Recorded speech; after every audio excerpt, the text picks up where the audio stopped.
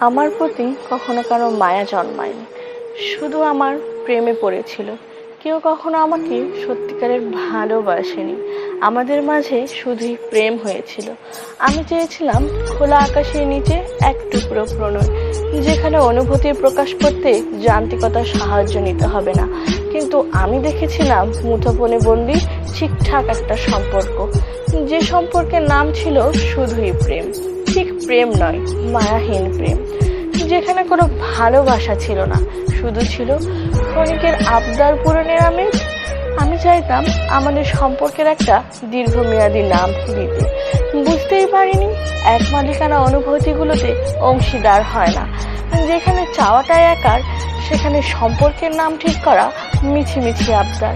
আমাদের শুধুই প্রেম হয়েছিল, ভালোবাসাটা আর হয়ে ওঠেনি। আমি চেয়েছিলাম আমাদের জীবনের প্রতিটি সকাল, প্রতিটি বিকেল একসাথে শুরু করতে। আমি ভেবেছিলাম সে হয়তো আমার দুয়ারে কড়া নেড়েছে, একসাথে জীবনের সতেজ মুহূর্ত এবং শেষ মুহূর্ত কাটানোর জন্য। কিন্তু হৃদয়ের কড়া নাড়ার শব্দ আমার জীবনে শুধু প্রেম এসেছিল, যেখানে মায়ার জন্ম হয়নি, যেখানে শুধুই প্রেম হয়েছিল, ভালোবাসাটা আর হয়ে ওঠেনি।